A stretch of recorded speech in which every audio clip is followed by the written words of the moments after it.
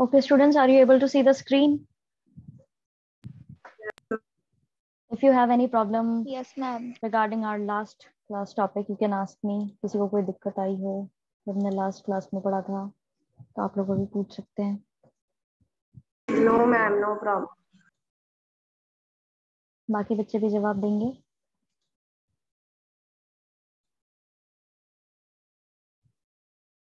No, ma'am.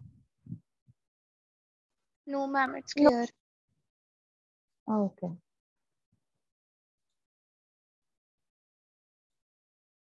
It is important to note here that anti-globalization movements to participate in global networks, aligning with those who feel like them in other countries.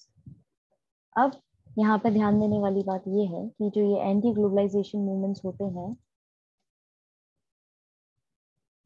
ये भी participate करते हैं global networks के साथ में, यानी कि ये उनके साथ में अलाइन, यानी कि उन लोगों के साथ में साथी बन जाते हैं उनके जो सेम चीज फील कर रहे हैं लेकिन वो दूसरी कंट्री में है, तो ये उनके साथ में मिलकर के काम करते हैं. फॉर एग्जाम्पल इसका अच्छा सा ग्लोबलाइजेशन का एक आपको मैं थोड़ा सा लीक से हट करके एग्जाम्पल देना चाहूंगी. जो लास्ट हमने देखा था अमेरिका के अंदर जो ब्लैक लाइव्स मैटर वाली चीज हुई थी, उसके लिए हुई तो वो अमेरिका के अंदर थी, लेकिन उसके लिए बाकी कंट्रीज के अंदर भी उस मूवमेंट में लोग बाग जुड़ गए थे और वो उसको सपोर्ट कर रहे थे. तो ये एक हो जाता है ग्लोबल नेटवर्क पे जाकर के लोगों को सपोर्ट करना. ठीक है. Many anti-globalization movements are not opposed to the idea of globalization per se as much as they are opposed to a specific program of globalization, which they see as a form of imperialism.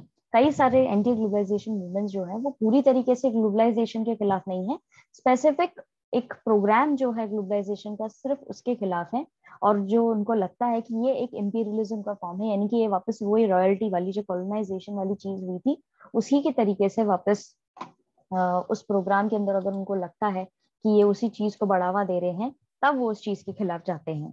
ठीक है. किसी को कोई दिक्कत इस paragraph के अंदर? No, ma'am. Okay. In 1999, at the World Trade Organization ministerial meeting, there were widespread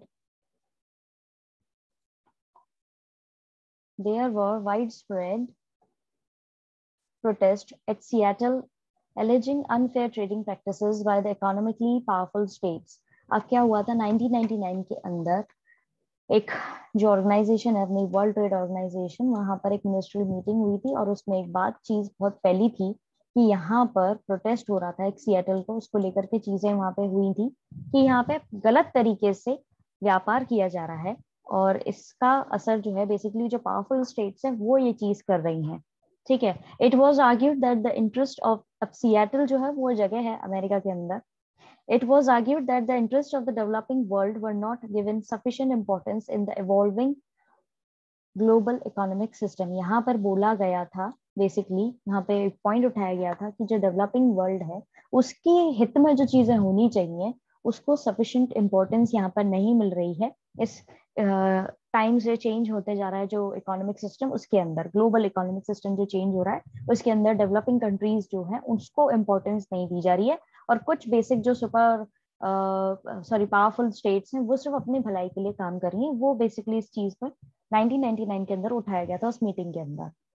the world social forum WSF is another global platform. ये भी एक global platform है which brings together a wide coalition composed of human rights activists, environmentalists and labor, youth and women activists opposed to neoliberal globalization. ये जो forum है world social forum, क्योंकि इसका जो नाम है उससे समझ गए होंगे सोशल वर्ड इसके अंदर जुड़ गया है और ये ग्लोबल लेवल पे काम कर रहा है, उन लोगों को साथ में लेकर के आ रहा है, उन सारे लोगों का गठबंधन एक तरीके से करा रहा है जो काम कर रहे हैं ह्यूमन राइट्स एक्टिविस्ट की तरह, एनवायरमेंटलिस्ट की तरह, लेबर और यूथ वुमेन एक्टिविस्ट की तरह, जो बेसिकली न्यू लिबरल ग्लोबलाइजेशन के खिलाफ काम कर रहे हैं. यानी कि वो लोग जो सिंपली होता ना कि बाकी चीजों को साइड में रख देते हैं और सिर्फ अपने भले के लिए काम करने लग जाते हैं, उनके खिलाफ जो ये एक्टिविस्ट होते हैं, जैसे अब कोई एनवायरमेंट को अगर हार्म पहुंचा रहा है तो वहां पे सीधे एनवायरमेंटलिस्ट जो है वो पहुंच जाएगा और फिर वो उसको बोलेगा कि आप अपने एनवायरमेंट को खराब कर रहे हो, ये बिल्कुल भी सही नहीं है. तो इस तरह के जो लोग होते हैं उनको साथ में लेकर के काम कर रहा है वर्ल्ड सोशल फोरम, और ये भी ग्लोबल प्लेटफॉर्म पे है. The first World Social Forum meeting was organized in Porto Alegre, Brazil in 2001. अब इसको मार्क कर लीजिएगा. पूछ सकते हैं आपसे ये क्वेश्चन भी कि सबसे पहले वर्ल्ड सोशल फोरम की मीटिंग कहाँ पर हुई थी और कौन से साल में हुई थी? तो 2001 के अंदर ब्राजील के अंदर हुई थी, जगह का नाम है Porto Alegre. The fourth WSF meeting was held in Mumbai in 2004। फिर जब फोर्थ हुई थी तो वो इंडिया में हुई थी। कहाँ हुई थी? मुंबई में हुई थी, ये भी याद रखना है आपको।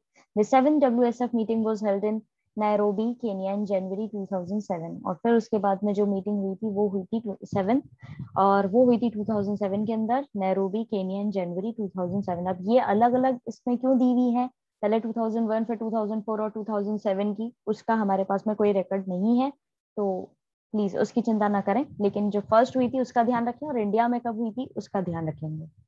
ठीक है, किसी को कोई दिक्कत? Excuse me ma'am. हाँ जी बोलिए। मैम मेरे पास जो बुक है मैम उसमें तो ये जो लास्ट लाइन है ना जिसमें आपके केन्या इन जनवरी लिख रखा है, हाँ मैम जी, मेरे बुक में the latest WSF meeting was held in Brazil in March 2018 लिख रखा है। तो आपकी अपडेटेड बुक है और ये जो है ये एनसीईआरटी का PDF है, वहां पे उन लोगों ने अपडेट नहीं किया है। तो अब आप ऐसा करिएगा कि आप उसकी फोटो खींचना उस प्रॉपर पेज की, ठीक है, और फिर उसके बाद में आप वो मुझे पर्सनली सेंड कर देना और कल मैं उसको स्क्रीन शेयर करके उसको भी एक्सप्लेन कर दूंगी अगर उसमें कुछ एक्स्ट्रा नॉलेज होगी तो। ठीक है। Okay ma'am. और फोटो खींचते समय अपना जो फ्लैश है उसको ऑफ कर देना और सनलाइट में ही फोटो खींचने की कोशिश करना, ज्यादा क्लियर रहेगी। Okay ma'am. और किसी के है अपडेटेड डेटा बुक के अंदर? मैम मैं भी PDF। हाँ जी बोलिए। मतलब मैं भी ये PDF ही एनसीईआरटी का भी यूज करती हूँ, इसलिए ऐसा ही है। ओके, ठीक है। फिर है India in the resistance to the globalisation. What has been India's experience in resisting globalisation? India का क्या एक्सपीरियंस रहा है ग्लोबलाइजेशन को लेकर के? Social movements play a role in helping people make sense of the world around them and finding ways to deal with matters that trouble them. अब क्या है यहाँ पर?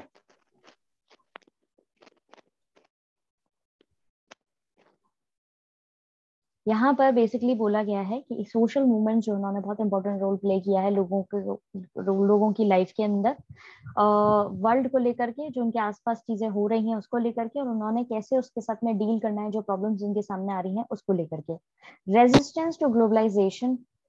Rashi Joshi, kindly switch off your audio because it is creating problem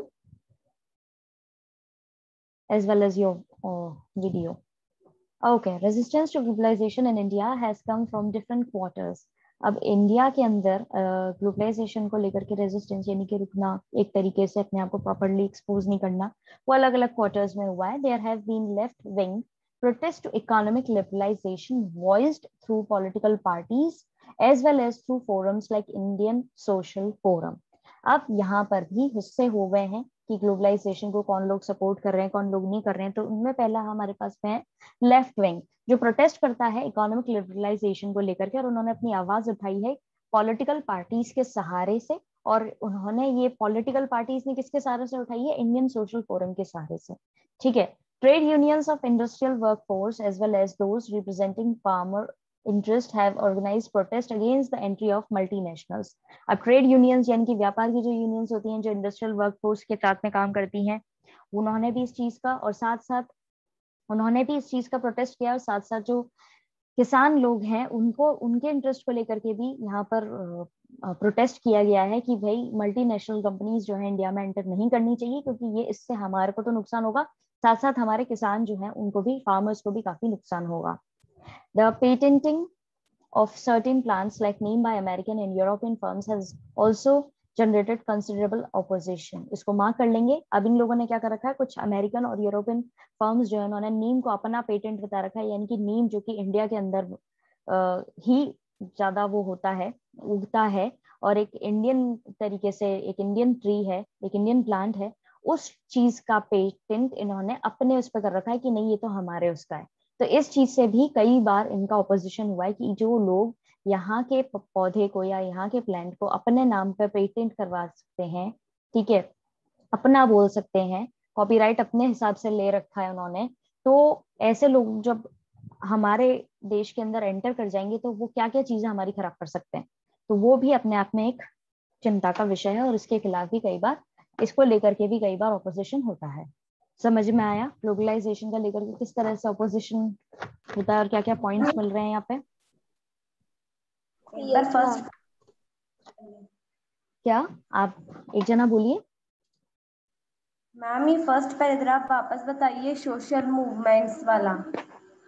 okay, social movements यानी कि कई सामाजिक movements जो हैं उसको बहुत ही इंपॉर्टेंट रोल प्ले करते हैं लोगों को जागरूक करने में, उनके आसपास वर्ल्ड में क्या हो रहा है और किस तरीके से मेजर्स हम निकाल सकते हैं इसके, किस तरीके से हम उनके आसपास की जो परेशानियां हैं, जैसे कि इंडिया के अंदर कोई मल्टीनेशनल कंपनीज आ रही है तो वहाँ की जिस पर्टिकुलर सिटी के अंदर वो अपना इंडस्ट्री या अपना ऑफिस या अपनी कंपनी सेटअप कर रहे हैं तो वहाँ पे जो भी दिक्कतें आएंगी उसको लेकर के किस तरीके से हमें प्रोटेस्ट करना है, उस चीज का यहाँ पे जिक्र किया गया है। तो उससे कैसे डील करना है, बेसिकली इंडिया में आपको कोई भी चीज के लिए अगर बात करनी हो तो सीधे लोग बाग धरने पर बैठ जाते हैं, प्रोटेस्ट करने लग जाते हैं।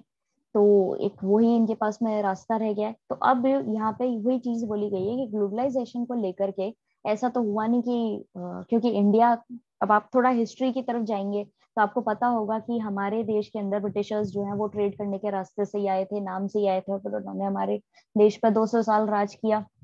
तो ग्लोबलाइजेशन जो है वो उस समय से ही चला आ रहा है। तो अब जब हमारा देश आजाद हो गया है तो अब इंडिया के लोग जो है वो पूरी तरह से ओपन नहीं है इस कॉन्सेप्ट को लेकर के। वो नहीं चाहते कि कोई और देश जो है आकर के अपनी कोई कंपनी है यहाँ पे सेटअप करे, क्योंकि उनके अंदर कहीं ना कहीं उनका जो पास्ट एक्सपीरियंस रहा है उसको लेकर के वो लोग चिंतित रहते हैं, और जो कि फेयर भी है। अब यहाँ पे ये चीज बोली जा रही है, सोशल मूवमेंट्स, जो सामाजिक मूवमेंट्स वो लगाते हैं वो कैसे एक इम्पोर्टेंट रोल प्ले कर रहे हैं लोगों की मदद करने में, कि कैसे अपने आसपास की चीजों से वो जागरूक हो, वो चीज यहाँ पे बताई जा रही है। कि इंडिया के अंदर ग्लोबलाइजेशन को लेकर के भी 4 क्वार्टर्स बन गए हैं या हिस्से हो गए हैं जिनकी अपनी अलग अलग सोच है। कुछ लोग किसी और रास्ते से अलग मूवमेंट चला रहे हैं कि हमें ग्लोबलाइजेशन नहीं चाहिए, इससे हमें ये नुकसान है। किसी और पार्ट का जो उनका अलग पॉइंट है कि ये चीजें जो हो रही हैं उससे हम सहमत नहीं है तो ये नहीं होना चाहिए। तो सबकी अपनी अपनी विचारधारा है, ठीक है, सबकी अपनी अपनी आइडियोलॉजी है। तो यहाँ पे हमारे पास में लेफ्ट विंग वाली आइडियोलॉजी बताई गई है, जो आर्थिक लिबरलाइजेशन यानी कि जो आर्थिक स्वतंत्रता होती है एक तरीके से, उसको वो दर्शा रही है। और उन्होंने अपनी आवाज कैसे उठाई है वो यहाँ पे बोला है कि उन्होंने पॉलिटिकल पार्टीज का सपोर्ट लिया कि आप हमारा साथ दीजिए और इस मूवमेंट में हमारे साथ में खड़े हो जाइए। और फिर पॉलिटिकल पार्टीज जो है वो इंडियन फोरम के पास जाती है, इंडियन सोशल फोरम, और फिर वहां पे वो अपनी बात रखते हुए कहती है कि ये नहीं होना चाहिए, कि यहाँ पर इस तरह से ट्रेड नहीं होना चाहिए। इंडस्ट्रियल वर्कफोर्स जो है यानी कि ये जो जितने भी इंडस्ट्रीज में काम करते हैं लोग बाग, उनको रिप्रेजेंट करते हुए, और फार्मर्स जो है उनको रिप्रेजेंट करते हुए कि भाई हम इस चीज का प्रोटेस्ट करते हैं और हम नहीं चाहते कि हमारे देश के अंदर कोई मल्टीनेशनल कंपनियां हैं। ये इस तरीके से बताया गया है। अब इनके पास में पॉइंट्स ये भी हैं कि भाई जो देश कभी हमारे, जो दूसरे देश के लोग हैं वो इतने ज्यादा मीन हैं कि उन्होंने हमारे देश के ही प्लांट को अपने नाम पर कॉपीराइट ले रखा है, अपने नाम पे पेटेंट करवा रखा है, और उन्होंने बोल रखा है कि इसको हम बोल ही नहीं सकते कि हमारा है ये, क्योंकि उन लोगों ने पेटेंट करवा दिया पहले ही। तो ऐसे देशों को आप कैसे एंटर होने दे सकते हो अपने कंट्री के अंदर और फिर उनके साथ में व्यापार कर सकते हो? ये तो अपने आप में ही गलत हो जाएगा ना। इस तरह के पॉइंट्स का भी ये लोग सहारा लेकर के अपने बात रख रहे हैं। समझ में आया Mansi? Yes ma'am, thank you. Welcome. और किसी को कोई दिक्कत इस पैराग्राफ के अंदर? No ma'am. बाकी बच्चे भी जवाब दे सकते हैं, I hope they are able to listen. No ma'am. Ma'am it's clear. बाकी बच्चे doesn't include only the girls, boys also have to answer.